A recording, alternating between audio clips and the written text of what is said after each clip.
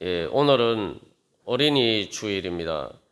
여러분, 이 어린이 주일을 맞이해서 또 어린이날을 지나 보내면서 우리들의 어린이들이 어떤 세상에서 살기를 원하십니까? 예. 근데 왜 어린이날이 제정이 되었을까요? 원래 이 어린이날이 제정된 이유는 사실 어린이들이 인간 취급을 제대로 받지 못하고 는 그러한 불행한 현실을 안타까워하면서 그래서 소파 방정환 선생께서 이 어린이를 존중하고 하나의 인격체로서 사람으로서 그렇게 대우하자 이제 그런 운동을 펼치면서 어린이날이 제정이 된 것이죠. 그래서 어린이들을 한마디로 얘기하면 약자입니다. 약자. 예. 그래서 이 사람들이 힘들고 어려운 상황에 처해지게 되면은 제일 먼저 피해를 입는 것이 약자들입니다. 그 중에서 바로 어린이들이 그러하죠.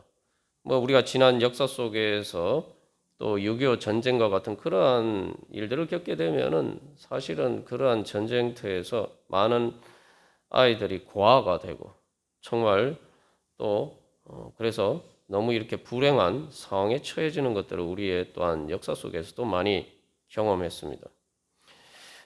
그래서 이 동물의 세계에서도 보면은 항상 이렇게 맹수들이 동물을 노릴 때에도 많은 경우에 새끼를 노립니다. 그래서 새끼가 어미하고 떨어지는 그러한 순간들을 노려서 또 바로 그러한 또 새끼들을 노리고 공격합니다. 이 세상이 그래서 어린이들은 정말 보호하지 않으면은 죄와 사망의 권세가 가득한 세상에서는 살 수가 없는 것이 바로 어린이들입니다. 뭐 우리가 요즘도 뭐 예전에 뭐 경제가 어렵고 우리가 살기 어려웠던 시대뿐만 아니라 오늘날도 마찬가지죠. 오늘날도 보면 우리가 뉴스를 종종 장식하는 어린이 학대 사건들이 그렇죠. 말 그대로 그런 일들 때문에 많은 어린이들이 제대로 된 보호를 받지 못하고 또 상처를 입거나 죽거나 그런 일들이 생기고 있습니다. 뭐 요즘이야 그렇게 뭐 뉴스에서 나오니까 이제 우리가 그런 일들을 보고 안타까워합니다만 사실은 그런 일들은 예전부터 흔히 드물지 않게 있었습니다. 그래서 기독교 복음이 로마 제국에 전파가 되면서 기독교인들과 그때 로마 제국의 그러한 사람들과의 가장 큰 차이가 바로 어린이들을 어떻게 대하느냐 이런 문제였어요. 그래서 오늘 로마서 12장 2절 말씀에서 너희는 이 세대를 본받지 말고 라고 했는데 이 신약 성경이 기록된 사도 바울 당시에 로마 제국에서 그 로마 제국의 보통 사람들은 어린이들은 말 그대로 인간 취급을 하지 않았다며. 그래서 마음에 안 들면 버리거나 그 영아 유기가 얼마나 많이 있었는지 모릅니다. 그래서 그러나 이제 이 예수님께서 복음서를 보면 예수님의 특징은 어린이들이 예수님께 나오는 것을 막지 말아라 말씀하시죠. 그리고 또한 천국이 하나님 나라가 어린아이와 같은 자의 것이다 라고 말씀하십니다. 이게 바로 세상 풍조와 기독교 복음의 진리가 극명하게 대비되는 지점이에요. 근데 오늘날 우리들은 어떻습니까? 사실 뭐 아동 학대 사건뿐만 아니라 이 어른들이 죄와 사망의 종로로 타면서 살다 보니까 자기가 죄와 사망의 노예로 살다 보니까 자기의 자녀들도 우리의 자녀들도 어린이들도 또 다른 죄와 사망의 노예로 만들어가고 있어요. 이게 또한 비극적인 현실이죠. 그래서 어린이날을 제정한 이유 또는 바로 어린이들이 행복한 세상이 바로 을 만들기를 소망해서 어린이날을 제정한 것이죠. 그렇다면 여러분, 어린이들이 행복한 세상이 되려면 어떤 힘이 지배해야 될까요? 어린이들이 행복한 세상이 되려면 어떤 법이 지배하는 세상이 되어야 되겠습니까? 어떤 힘이 지배하는 세상이 되어야 되겠습니까? 제가 이렇게 여쭤봤습니다만 우리가 보통 힘의 지배라고 생각하면은 이 약육강식과 같은 세상을 우리가 생각하기가 쉽습니다. 예. 그러면은 그런 세상에서 사실 어린이들은 살아남는 것이 불가능합니다. 그러나 세상이 다 그런 것이 아니죠. 세상은 우리가 얼핏 보면은 이 약육강식의 세계처럼 보입니다. 동물의 세계도 그래요. 그러나 사실은 동물의 세계를 봐도 동물의 세계는 약육강식의 원리만 지배하는 것이 아닙니다. 그러면은 어떤 동물도 종족을 보존하지 못하겠죠. 다 멸종돼서 벌써 없어졌을 것입니다. 왜냐하면 우리도 마찬가지지만 동물도 마찬가지고 모든 생명체는 어린이와 같은 그러한 위치에 있었을 때가 다 있었기 때문이죠. 그래서 이 동물의 세계도 보면 저도 예전에 그 집에서 개를 키우면서 보면은 그 어미가 새끼를 놓으면은 한 2달 정도 되면은 이제 강아지 젖을 떼는데 이제 새끼 젖을 먹으니까 특별히 우리가 여러 가지 이렇게 잘 이렇게 먹여줘도 이게 새끼 젖을 물리다 보면 2달 지나면은 어미 개가 보면 이게 갈비뼈가 보일 정도로 그렇게 마르게 돼요. 강아지가 한두 마리도 아니고 5마리 이상 된 강아지들이 젖을 빨아대면 어미가 아무리 잘 먹어도 안 되는 거예요. 그래서 제가 그걸 보면서 참 이게 모성 본능이라는 것이 참 대단하구나. 동물이지만 모성 본능이 참 대단하구나. 그래서 사실 동물의 세계에서도 보면은 우리가 오죽했으면 그래서 본능이라고 이야기하죠. 본능이라고 이야기하지만 사실은 좀 더 엄밀하게 말하면은 동물적인 본능이 아니라 그것은 생명의 본질입니다. 생명의 본성이에요. 그 모성 본능과 같처럼 바로 그 어린 새끼를 위해서 그 연약한 자기 스스로 살 수 없는 그 자기 새끼를 위해서 희생하는 그러한 것이 없으면은 생명이란 건 존재할 수가 없는 거예요. 그렇기 때문에 사실은 모성 본능이라는 것은 생명의 본질이에요. 그래서 사실은 이게 사람들이 대부분 안 그렇지만 아동 학대 사건을 보면은 그런 경우 사실 사람이 동물보다 더 낮은 단계로 비참하게 전락한 양상을 보여주는 거죠. 그게 이제 죄와 사망의 권세에서 이렇게 그 가장 기본적인 생명의 본성을 잃어버린 것입니다. 사람도 마찬가지죠. 그래서 이게 세상이 약육강식 같은 세상처럼 보이지만 그러나 부모의 사랑 때문에 우리가 다 이 험한 세상에서 우리가 스스로 살아갈 수 있을 때까지 우리가 살아남을 수가 있는 겁니다. 진짜 살아남을 수가 있는 거예요. 그리고 또 그렇기 때문에 이 어린이들 같이 또 우리의 자녀들을 부모가 대할 때 보면은 오히려 자기의 자녀를 단순히 보호하는 것뿐만 아니라 자기 자신보다 더 귀하게 여기죠. 더 이렇게 귀엽게 보고 더 사랑스럽게 여긴단 말이에요. 분명히 어린아이들을 보면은 약자예요. 약자고 사실은 어린아이들이 미숙한 짓을 많이 하잖아요. 또 부족한 부분들이 많잖아요. 또 부모님의 마음을 흡족하게 정말 이렇게 만족시켜 주지 못하는 일들이 훨씬 많아요.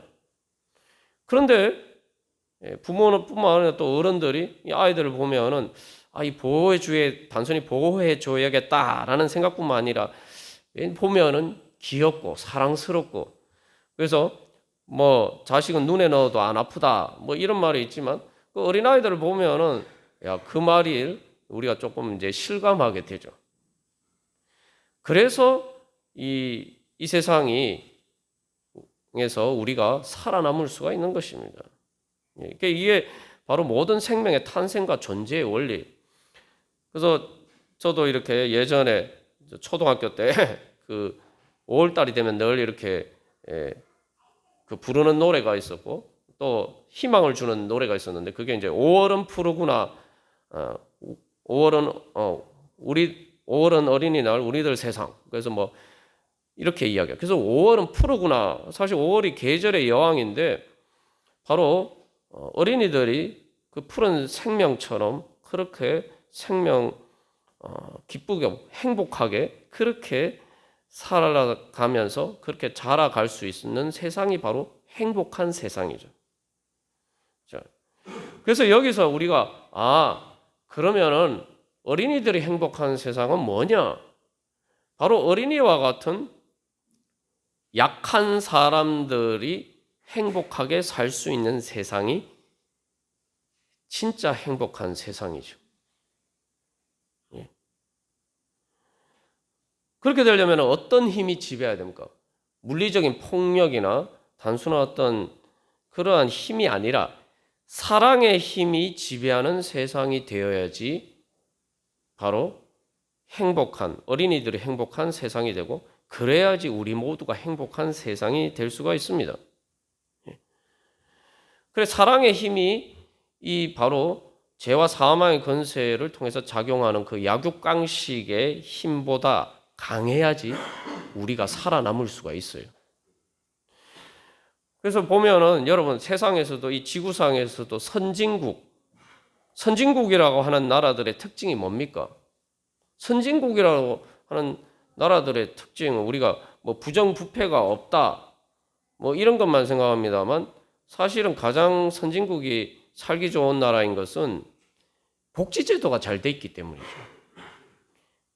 약자들을 존중하는 약자들이 얼마나 그 사회에서 존중받느냐가 사실은 그 사회의 선진성을 보여주는 것입니다. 히틀러처럼 뭐 열등한 존재들은 다 사회에 필요가 없으니까 뭐 죽여서 없애버려야 된다.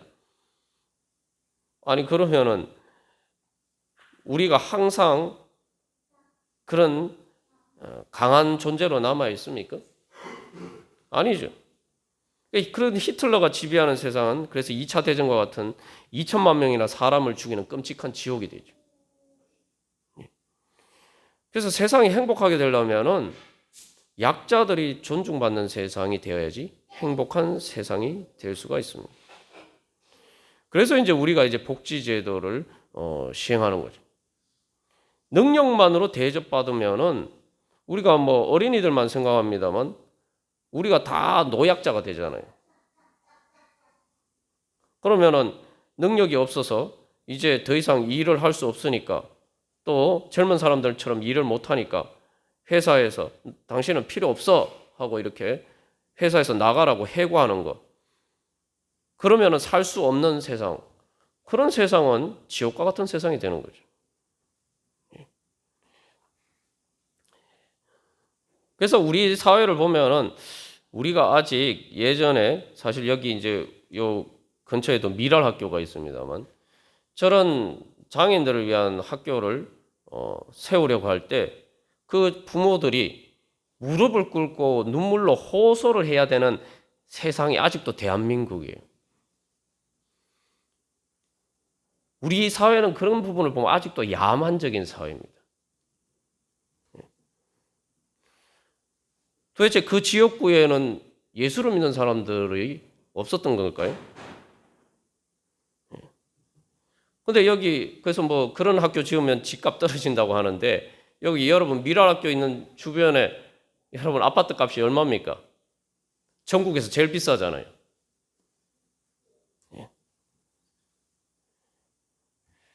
예수를 믿는 사람들이 교회가 이 사회에서 해야 될 역할들은 바로 그런 것입니다. 그래서 그 미랄 학교도 우리 교회에서 이렇게 그 지은 학교가 아닙니까? 그 지을 때도 뭐 사실 반대가 많았다 그래요. 근데 집값 하나도 안 떨어졌잖아요. 그래서 많은 장애인 가정들이 그래서 한국에서 애를 키우기 힘들어서 이민을 많이 간다고 합니다. 서글픈 현실이죠.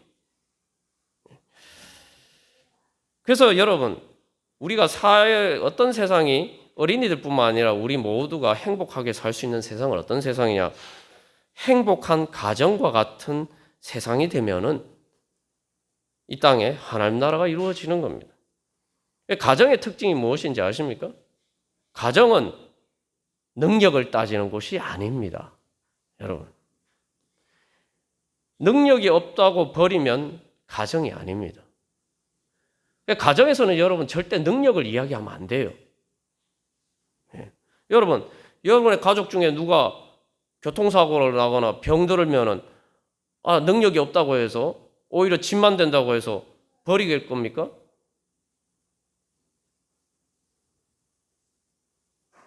그건 가족이 아니죠. 그건 가정이 아니에요.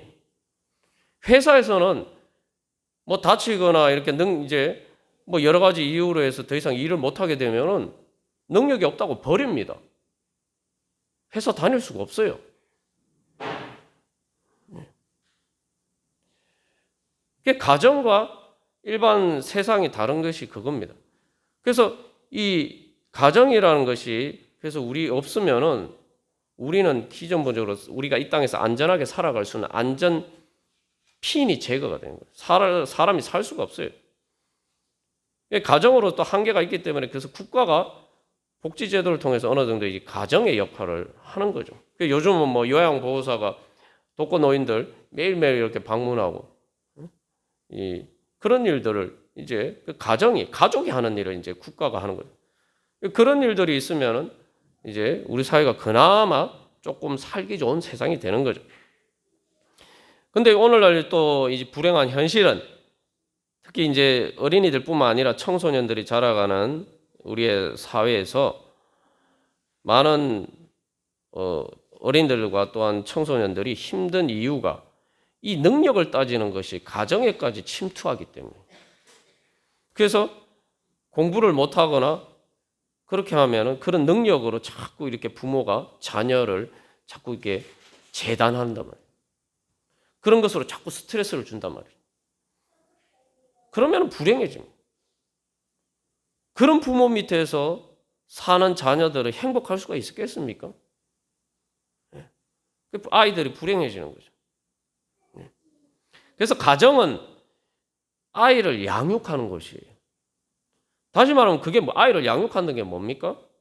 능력 없는 약한 자에게 능력을 주는 곳이 바로 가정입니다. 능력이 없다고 해서 차별하거나 천시하거나 무시하거나 함부로 대하는 것이 아니라 그렇기 때문에 더 보호해주고 더 사랑해주고 더 아껴주고 그래서 그 아이가 장성한 어른으로 자랄 수 있도록 그렇게 능력을 배양해 주는 것이 가정이에요. 그게 사랑의 힘입니다. 사랑의 힘은 힘을 주는 것이 사랑의 힘이에요. 힘으로 평가해서 내가 힘이 있으니까 뺏는 것이 힘이 아니라 진짜 힘은 사랑의 힘인데 그래서 생명의 힘이에요. 그래서 살아갈 수 있는 힘, 생명의 능력을 주는 것이 바로 사랑의 힘입니다. 그래서 우리가 이 하나님 나라의 열매라는 올해 이제 주제와 관련해서 특별히 어린이날을 맞이해서 정말 우리 어린이들은 어떤 세상에서 살고 있는가? 그 이전에 우리 어린이들은 어떤 가정에서 살고 있는가? 우리는 어떤 가정을 만들고 있는가? 또 우리는 어떤 세상을 만들어가고 있는가? 교회는 또한 어떤 하나님 나라를 이루어가고 있느냐? 어떻게 하면 하나님 나라를 이루어갈 수 있느냐? 우리가 오늘 예수님의 말씀을 통해서 그 원리를 우리가 새롭게 발견하기를 소망합니다. 그래서 하나님 나라는 한마디로 말하면은 사랑의 힘이 지배하는 세상이 바로 하나님 나라예요. 사랑의 힘이라고 할 때 여기서 사랑의 힘이라는 건 다른 말로 하면 아빠의 힘이에요. 부모의 힘이에요. 아빠, 엄마의 힘이 사랑의 힘이에요. 그래서 하나님 나라는 하나님을 아빠, 아버지라고 부르는 세상이에요. 예수를 믿는 사람 다 하나님 아빠, 아버지라고 부르죠. 하나님 나라는 오늘 올해 주보에 나와 있는 것처럼 예배 주제, 5월의 예배 주제가 하나님 아빠의 가정인데 하나님 아빠의 가정이 되면 그게 바로 하나님 나라입니다. 그게 가정과 같은 나라. 하나님이 아빠인 가정이 바로 하나님 나라예요. 그래서 천지의 대주제이신 세상에서 가장 능력이 많으신 바로 그 하나님이 내 아버지고 또 우리의 아빠고 그 아빠가 그 하나님이 아빠인 가정이 바로 하나님 나라예요. 그래서 예수님이 이제 이 어린아이와 관련한 말씀에서 천국은 이런 자의 것이다 라고 말할 때 어린아이와 같은 자들의 것이다 라고 말씀하죠. 이게 무슨 얘기냐? 사실 어린아이와 같은 자들이라고 얘기하면 뭐 아이들처럼 뭐 순진하고 또 이렇게 뭐 착하고 이런 거 생각합니다만 여러분 아이들 보면은 결코 순진하지 않습니다. 지혜가 없다는 거, 어른들처럼 지혜가 없다는 거 보지 아이들이 결코 순진하지 않아요. 응? 아이들 나름 영악한 부분들이 있어요. 또 아이들이 뭐 다 착합니까? 아니에요. 예수님께서 천국은 하나님 나라는 어린아이와 같은 자들이라고 같은 자들의 것이다 라고 말씀하실 때에는 바로 세상에서 약한 자들의 것이 하나님의 나라라는 거예요. 하나님의 나라는 약자들의 나라예요. 근데 여러분 세상은 어떻습니까? 그래서 로마서 12장 2절에서 이 세대를 본받지 마라 그러겠는데 하나님의 뜻하고 이 세상 풍조하고는 다르단 말이에요. 세상 나라는 뭐 우리가 대한민국 헌법에 대한민국 주권은 국민에게서 나온다 뭐 이렇게 이야기를 하지만 사실은 선거할 때만 주권이 국민에게서 나오지 사실은 그렇지 못한 게 현실이죠. 대한민국이 진짜 국민들의 나라가 되면은 국민들을 위한 나라가 되면은 행복한 나라가 되는 거죠.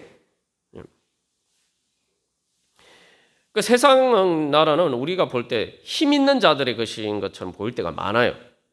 그런데 예수님은 그게 아니라는 거예요. 하나님 아버지의 뜻은 뭐냐? 대천지의 대주제이신 온 세상 천자 만물을 주관하시는 바로 우리의 주님 대신 바로 그 하나님 아버지의 뜻은 세상이 그 약자들의 나라라는 거예요.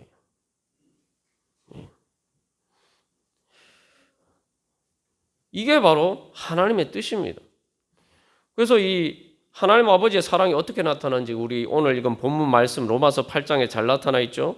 하나님 뭐라고 말씀하십니까? 그래서 이 로마서 8장 37절에서 하나님이 우리를 사랑하셨다라고 이야기하고 있어요. 우리를 사랑하시는 이다라고 이야기하고 있죠. 그래서 로마서 5장에 보면은 하나님은 우리를 사랑하시는데 로마서 5장 6절에서 우리가 아직 연약할 때에 우리를 사랑하셨다 그래요. 그 뭐예요? 우리가 약할 때에 우리를 사랑하셨다는 거예요. 그래서 예수님께서 오늘 로마서 8장 32절에서 자기 아들을 아끼지 아니하시고 우리 모든 사람을 위하여 내주시니가. 그래서 우리가 연약하기 때문에 우리를 사랑하셔서 예수님을 우리에게 아끼지 않고 주셨다. 예수님이 이 땅에 오실 때도 그래서 어디에 오셨습니까? 구유에 오셨죠. 세상에서 제일 낮은 자리.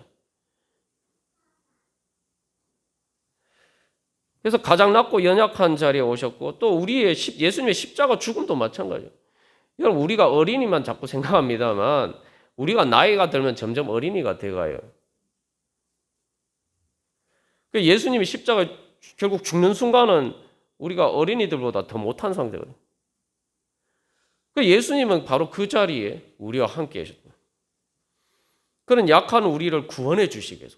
그러니까 구원이죠. 여러분 힘이 있어서 자기 혼자 잘 살 수 있는 사람은 구원이 필요 없어요. 그래서 예수님 말씀하시는데 이 천국은 하나님 나라는 어린아이들과 같은 자의 것이다 라고 말씀하실 뿐만 아니라 또 하나님 나라는 하나님의 나라를 어린아이와 같이 받아들이는 사람만이 천국에 들어갈 수 있다 말씀하셨는데 나는 힘이 있어. 나는 내 혼자 잘 살 수 있어. 나는 그러니까 예수님의 구원이 없어도 나는 하나님처럼 잘 살 수 있어. 이렇게 생각하는 사람은 예수를 못 믿죠. 예수를 믿죠. 못 믿죠. 믿음이라는 건 내가 힘이 없기 때문에 의지하는 거거든요. 예. 그러니까 어린아이의 특징은 어린아이와 같은 자가 돼야지 천국에 들어간다는 건 어린아이처럼 내가 정말 하나님 없이는 살 수가 없어. 하나님께서 날 구원해 주시지 않으면 날 살 수 없어. 하나님 내 아빠 아버지가 되어주시지 않으면 내가 살 수 없어.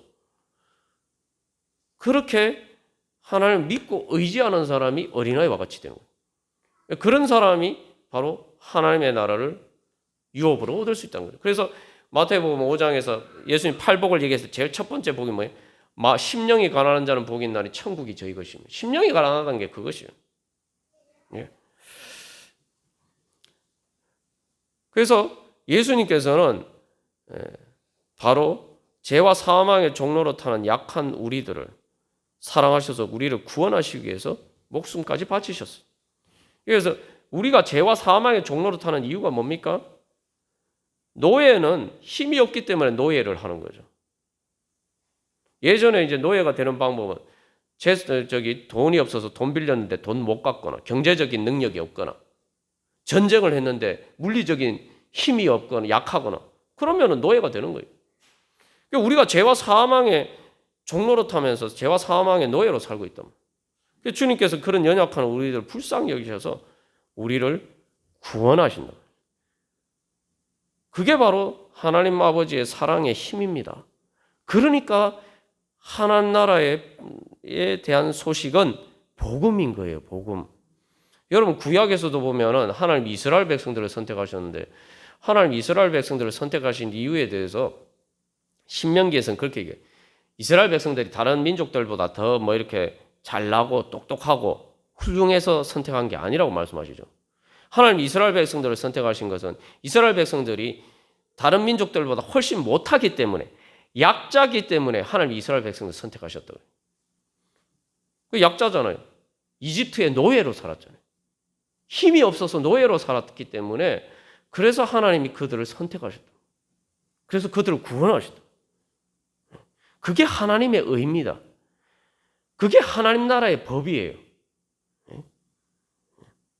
그래서 구약을 우리가 쭉 보면은 구약에 일관되게 나타난 하나님의 모습을 보면은 하나님은 이스라엘 백성들이 그렇게 하나님께서 구원해 주셨음에도 불구하고 또 자기들끼리 힘 있는 자들이 권력을 가지고 백성들을 억압하고 못 살게 군단 말이죠. 그래서 그 힘을 가지고 군림하면서 그렇게 이 폭군처럼 그렇게 산단 말이에요. 그런 것에 대해서 하나님 계속 심판하시고 그래서 하나님은 그래서 거기서 구원하시는 하나님으로 등장해요. 그래서 메시아가 그겁니다. 메시아가 뭐냐? 세상 왕들은 자기가 더 힘이 있다고 그래서 그 힘을 가지고 지배하는 그래서 세상이 약육강식과 같은 그런 먹고 살기 힘든 살아남기 힘든 약자들은 살아남기 힘든 행복하게 살기 힘든 그런 세상인데 메시아 의의 왕 평강의 왕이 오셔서 바로 다스리시면은 이제 모두가 행복하게 살 수 있는 그런 나라가 된다. 그래서 이스라엘 백성들이 메시아를 소망했던 거예요. 그러니까 신약에서도 보면 예수님 시대도 마찬가지예요. 예수님 이스라엘 백성들이 유대인들이 로마 제국의 식민지였던 거예요. 그러니까 메시아를 소망했던 거예요. 그런데 예수님을 십자가에 못 박아 죽인 대제사장과 서기관들과 그 기득권층들은 로마 제국하고 적절하게 타협하면서 예전에 뭐 우리나라 친일파가 그러한 것처럼 그렇게 살았던 거예요. 그런 사람들에게는 메시아가 필요 없어. 그러나 일반 백성들은 뭐 자기 나라의 권력층들에게도 뜯기고 로마 제국에게도 뜯기고 이중으로 뜯기는 거죠. 그러니까 살기가 힘든 거예요. 그러니까 메시아를 그렇게 소망했던 거예요. 그리스도를 소망했던 겁니다. 오늘 우리 세상은 어떻습니까? 그래서 오늘 이 하나님의 구원을 이야기를 할 때 로마서 8장 15절에 우리를 양자로 삼으셨다. 종이 아니고 양자로 삼으셨다. 양자는 법적으로 완전히 아들과 똑같은 취급을 받잖아요. 대우를 받잖아요. 하나님이 우리를 구원하신 것은 우리를 불쌍히 여기셔서 연약한 우리를 불쌍히 여기셔서 자기의 자녀로 삼으셨다. 그래서 이제 하나님이 우리 아빠가 되셔서 그렇게 우리를 양육하시고 보호해 주시고 나 말이에요. 그래서 우리가 예수님의 제자들의 발을 씻기신 예수님의 모습을 우리가 잘 알잖아요. 여러분 제자들의 발을 씻기신 예수님의 모습을 자꾸 종의 모습이라고 이야기하면은 성경 말씀을 제대로 이해하지 못하는 겁니다. 그 예수님이 제자들 대신 제자들의 원래 이 유대인들의 풍습에서는 손님의 발을 씻겨주는 건 종들이 하는 일이니까 예수님이 제자들의 발을 씻겨 주셨으니까 예수님이 제자들의 제자들을 종처럼 섬기셨다. 우리도 본받아야 된다. 이렇게 얘기하면은 하기가 어렵죠. 그렇게 생각하면은 교회에서 헌신하고 충성 봉사하기 어려워요. 예수님이 제자들의 발을 씻기신 모습이 여러분 오늘날 사람들의 발을 씻기는 종은 잘 찾아보기 어렵죠. 그런데 오늘날 보면은 발을 씻겨주는 사람들이 많죠. 발을 씻겨주는 사람들이 어디 있습니까? 많잖아요. 여러분 주변에도 많잖아요. 여러분들도 많이 해보셨고. 여러분 누구 발을 씻겨주셨어요? 여러분 자녀들 발 다 씻겨주셨잖아요. 발만 씻겨줬습니까? 온몸 목욕도 시켜주고 세수도 시켜주고 양치질도 해주고. 제자들의 발을 씻기신 예수님의 모습은 엄마의 모습이 그게요. 그러니까 예수님이 제자들 보고 야 너희들이 나처럼 해야 된다 말씀하신 거는 너희들이 그렇게 해서 교회는 칼빈이 그래서 교회를 엄마라고 얘기해요. 하나님 아버지의 뜻을 따르는 어머니와 같은 존재가 교회라고 얘기했는데 성도들이 섬기는 것은 우리가 섬기는 것은 예수님이 우리를 섬기는 것처럼 우리가 하나님 아버지의 마음을 따라서 엄마와 같은 마음으로 섬기는 게 그게 바로 교회예요. 아빠가 아이들의 발을 씻겨주고 양치질 시켜주고 목욕시켜주면서 자존심 상한다 이렇게 생각하는 엄마 아빠가 어디 있습니까? 엄마 아빠니까 그렇게 하는 거죠. 그게 엄마 아빠예요. 부모의 권위가 거기서 나오는 거죠. 예? 아무도 헤아지지 않는 내가 제일 약할 때 나를 위해서 희생하고 헌신한 지금 그게 부모죠. 그렇기 때문에 부모의 권위는 거기서 나오는 거예요. 예수님의 권위가 거기에 있는 거예요. 성경이 말하는 권위가 거기에 있는 거예요. 그래서 사실 이 어린아이와 관련해서 예수님 말씀하실 때 이 문맥을 보면은 예수님이 이걸 통해서 가르쳐 주시고자 한 건 야, 세상에서는 이 어린아이와 같은 약자들을 무시하고 그 위에 군림하고 어쨌든 그런 약자들을 이용해서 강자들이 그렇게 자기 혼자만 잘 먹고 잘 살려고 하는 게 세상이야. 그러나 하나님 나라는 반대야. 하나님 나라는 이러한 어린아이와 같은 자들이 가장 대우를 받는 것이 하나님 나라야. 그러니까 너희들은 어린아이와 같은 자가 되고 또 어린아이와 같은 자들을 대우해주는 자가 되어야지 너희들이 하나님 나라 백성이 된다. 예수님 말씀하신 게 그겁니다. 여러분 한번 생각해 보십시오. 여러분 가정에서 제일 대우를 받는 사람이 누굽니까? 엄마 아빠입니까? 부모입니까? 가정에서 제일 대우를 받는 사람은 아이들이잖아요. 자녀들이잖아요. 엄마 아빠가 열심히 일을 해가지고 제대로 쓰지도 않고 그거 아껴서 다 그래도 내 자식 조금이라도 잘 먹여주려고 좋은 거 입혀주려고 어린이날도 그렇게 고생하면서 애들 좀 재밌게 해주겠다고 그러니까 가정에서 제일 대우를 받는 건 어린이야. 자녀야 돼. 어린 자녀들이. 그게 하나님 나라는 거예요. 하나님 나라는 하나님의 아빠인 가정이기 때문에 그런 거예요. 그런 바로 부모의 사랑과 같은 그런 사랑의 힘이 지배하는 것이 하나님 나라라는 겁니다. 교회는 그런 것이 되어야 되고, 그죠? 교회도 마찬가지죠. 교회에서 여러분, 자기 형편에 따라서 다 헌금을 하잖아요. 그런데 내가 헌금 많이 했다고 내가 교회 돈을 더 많이 씁니까? 아니잖아요. 교회 원리도 맞아요. 사실 교회 돈을 가장 많이 쓰는 게 경상비를 제외하면은 선교비 아닙니까? 선교비가 뭡니까? 예수 안 믿는 사람들을 위해서 돈 쓰는 거 아니에요. 예수 믿는 사람들이 돈 모아서 예수 안 믿는 사람을 위해서 돈 쓰는 게 그게 선교예요.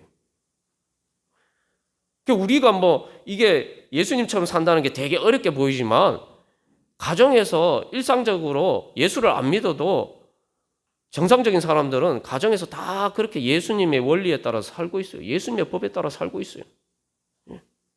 교회도 마찬가지예요. 우리가 교회에서 부족하고 교회가 참 사람들끼리 모여 있다 보니까 참 흠도 많고 참 여러 가지 우리 그런 생각을 많이 합니다만 그러나 여러분 교회 헌금을 통해서 다 그렇게 해서 다 가정처럼 쓰잖아요. 그래서 교회는 어머니인 거예요.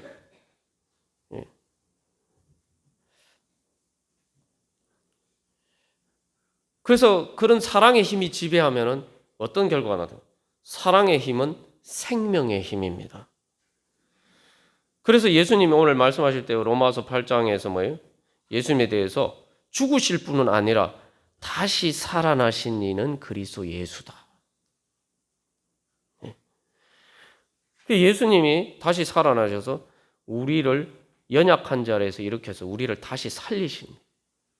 사랑의 힘이 나타나면, 사랑의 힘이 작용하면 어떤 열매가 맺혀지느냐? 부활의 열매가 맺혀지죠.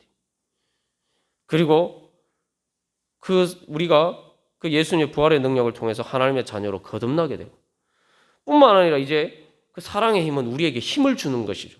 어떤 힘을 줍니까? 예수님을 통해서 이제 우리에게 성령의 능력으로 하나님의 힘을 주시는 거예요. 그냥 힘도 아니고 하나님의 힘을 주시는 겁니다.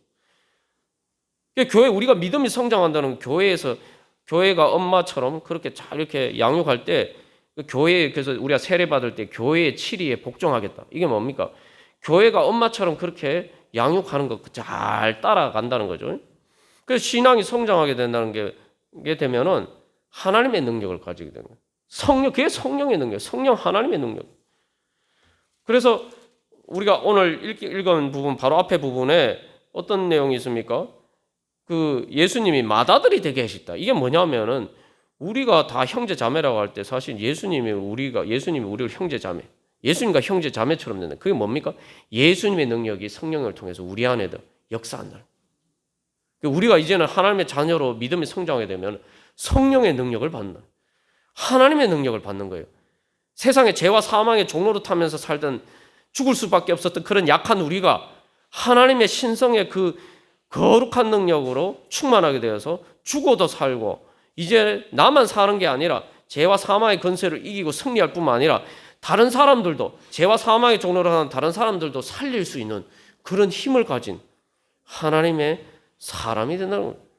그게 성화죠. 그렇게 해서 이제 그렇게 되면은 하나님 나라가 이루어지는 거예요. 하나님 나라의 열매가 맺혀지는 거예요. 그래서 행복한 하나님 나라의 평강의 능력으로 우리가 살아갈 수 있게, 그게 하나님 나라의 열매가 그렇게 맺혀지는 겁니다. 이게 바로 하나님께서 오늘 특별히 어린이 주일을 맞이해서 우리에게 가르쳐 주신 하나님 나라의 원리입니다. 사랑의 힘이 지배하는 하나님이 아빠가 되시는 그 가정. 그럼 우리가 예수를 먼저 믿은 우리는, 내가 신앙이 더 성장했으면 이 하나님이 아빠이신 그 가정에 내가 형이고 누나고 언니, 오빠와 같은 존재가 되는 거예요. 예전에 보면 그래서 뭡니까? 우리가 요즘은 자녀들이 적어서 잘 모르지만 예전에 자녀들이 많았을 때는 뭐 장남이나 장녀가 사실은 아버지, 어머니의 역할을 대신하고 그랬잖아요. 예수님도 마찬가지. 예수님도 나사렛 예수님으로 사셨을 때 이 보면은 예수님 동생들이 많아요. 근데 예수님 공생 때 보면은 요셉은 없어요. 우리가 추측해보면 예수님이 왜 그러면 30살에 공생애를 시작하셨나? 30살 되도록 해서 동생들을 그 가장으로서, 장남으로서 그 동생들을 아버지처럼, 죽은 아버지를 대신해서, 요셉을 대신해서 어머니를 봉양하고 그 동생들이 다 이렇게 이제 어른이 되어서 독립할 수 있을 때까지 그렇게 그 동생들을 다 양육하신 거예요. 가장으로서. 그게 나사렛 예수님. 그게 예수님 모습이에요. 그리고 그렇게 하신 것처럼 또 우리들을 그렇게 오늘도 주님의 자녀로 불러주시고, 그렇게 우리의 아빠, 아버지가 되어주셔서 우리의 형님처럼, 또 우리의 오빠처럼, 우리의 언니처럼, 누나처럼 그렇게 예수님께서 우리를 그렇게 인도해 주십니다. 성령을 통해서 우리를 그렇게 또한 인도해 주시고, 또한 우리가 그 성령의 능력을 통해서 우리가 또 다른 사람들에게 그렇게 하고, 그것을 통해서 교회가 통해서 하나님 나라가 이루어지는 거예요. 그래서 서두에도 말씀드린 것처럼 기독교가 세상 이 세대를 본받지 말고, 기독교가 왜 로마 제국의 핍박과 박해를 받으면서도 그렇게 널리 전파가 되느냐? 기독교는 약자들의 종교였어요. 로마 제국 말 그대로 힘이 지배하는, 세상 권력이 지배하는 그런 그런 가치 풍조가 지배하는 것이 로마 제국이었던 거예요. 근데 기독교는 어린이들이나 여자들이나 노예들이나 그때 당시 사회의 약자들이 중심이 된 그런 종교였어요. 그래서 사람들이 죽은 양심이 깨어나고 그래서 사람들이 교회로 오게 된 거예요. 교회에 가야 예수를 믿어야 살 수 있구나. 결국 그래서 그 기독교가 그 약자들의 종교였던 기독교가 결국은 로마 제국에 대해서 승리를 했죠. 우리는 사랑의 힘을 너무 우습게 보는 경우가 많아요. 그래서 우리가 그 힘에 따라서 살지 못할 때가 많은데 여러분 세상에서 제일 위대한 것을 뭐 엄마의 힘이다 이렇게 얘기하는데 우리가 힘을 가질 수 있게 된 것도 어른으로서 힘을 가질 수 있게 된 것도 다 부모의 많은 어른들의 사랑의 힘이 그 생명의 힘이 결국 죄와 사망의 권세를 이기고 승리합니다. 우리가 주님께서 또 오늘도 우리를 그렇게 불러주셨고 또 우리를 통해서 그런 하나님 나라를 이루어 가시기를 원하십니다.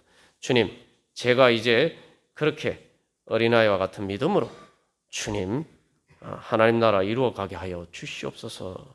주님, 하나님 아빠 아버지 부르짖으오니 주여 하나님 나라의 능력으로 충만케 하여 주시옵소서. 우리 그러한 믿음으로 한 주간 기도문 함께 교독하고 기도하겠습니다. 제가 먼저 읽겠습니다. 1번 하나님께서 아빠인 가정, 정의와 사랑이 지배하는 행복한 평강의 하나님 나라 이루게 하소서.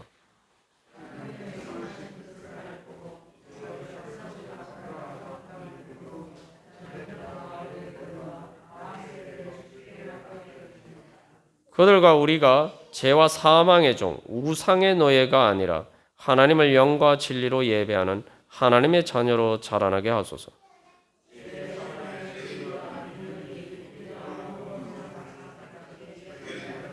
다 같이 읽겠습니다.